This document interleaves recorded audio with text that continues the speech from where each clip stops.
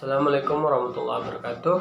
Nama saya Dimas Al-Hakimi, kelas 2C, program studi pendidikan bahasa Inggris, Fakultas Keguruan dan Ilmu Pendidikan Universitas Mataram. Baik, kali ini saya akan menjelaskan tentang eksistensi Pancasila dalam arus dan pola gerakan radikalisme di lingkungan kampus, utamanya mahasiswa. Baik, eksistensi dapat diartikan sebagai keberadaan. Jadi, keberadaan Pancasila dalam arus dan pola gerakan radikalisme di lingkungan kampus, utamanya mahasiswa. Sebelum membahas lebih jauh, kita harus mengetahui terlebih dahulu apa itu radikalisme. Jadi, radikalisme menurut KBBI adalah yang pertama, paham atau aliran yang radikal dalam politik. Yang kedua, paham atau aliran yang menginginkan perubahan atau pembaharuan sosial politik dengan cara kekerasan. Yang ketiga, sikap ekstrim dalam aliran politik. Baik, itu adalah penjelasan radikalisme menurut KBBI. Dalam hal ini, kita akan membahas tentang radikalisme di lingkungan kampus. Bisa kita lihat dari perkembangan teknologi semakin tren. Teknologi semakin tren telah menjadikan tren bagi para radikalisme untuk menyebarkan ideologi melalui video, artikel, atau status di media sosial yang mudah dijumpai.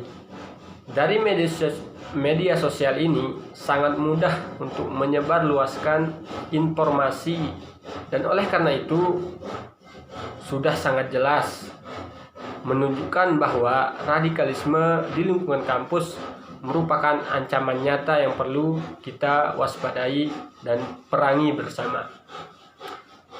Salah satu contoh eksistensi dan penyebaran radikalisme di lingkungan kampus yaitu sekelompok organisasi yang ingin mendirikan negara Islam di Indonesia ini. Baik, Pancasila pada sekarang ini menghadapi banyak ancaman dan tantangan dari sekelompok organisasi masyarakat yang mengatasnamakan Islam seperti Ormas Hizbut Tahrir Indonesia atau HTI. Tantangan ini muncul seiring dengan adanya cita-cita dari kelompok tertentu yang ingin menjadikan negara Islam Indonesia sebagai negara Islam. Padahal dalam filosofi sejarah berdirinya NKRI sudah mengakomodasi banyak agama. Negara Indonesia adalah negara yang multi religi. Semua agama boleh masuk, dan hal yang sangat tidak pantas adalah merugikan dan mengganggu orang lain. Penyebab ideologi Islam radikal melalui jalur kampus di perguruan tinggi di seluruh Indonesia yang bercita-cita mendirikan negara Indonesia Islam jelas sangat bertentangan dengan asas ideologi Pancasila. Baik, Pancasila sebagai pilar kehidupan berbangsa tentunya harus dijadikan perhatian oleh pimpinan perguruan tinggi agar kampus terhindar dari paham radikal. Sekarang negara Indonesia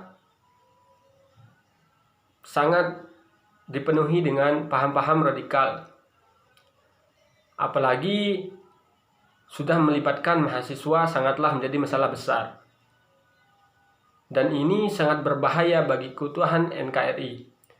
Padahal di dalam nilai-nilai Pancasila diajarkan bagaimana cara bersikap, berucap, dan bertindak pada setiap sesamanya. Pancasila sebagai dasar negara Indonesia memiliki nilai-nilai luhur, budi pekerti, etika, dan moral bagi setiap umat manusia di Indonesia. Pancasila merupakan ideologi yang tidak juga bisa dipisahkan dengan aspek religiusitas maupun spiritualisme. di dalam sila pertama, yaitu ketuhanan yang Maha Esa. Telah dijelaskan bagaimana manusia Indonesia harus memiliki keutuhan dan keberimanan yang diyakini bagi setiap orang di Indonesia. Jadi, keberadaan Pancasila memberikan kebebasan bagi setiap warga negara Indonesia dalam melaksanakan ibadahnya dan tidak boleh dipaksakan. Pancasila sebagai ideologi nasional di sini berfungsi sebagai cita-cita adalah sejalan dengan fungsi utama dari sebuah ideologi serta sebagai sarana pemersatu masyarakat sehingga dapat dijadikan sebagai prosedur penyelesaian konflik. Ideologi Pancasila terlahir bukan tanpa sebab. Ideologi Pancasila terlahir sebagai pemersatu bangsa Indonesia.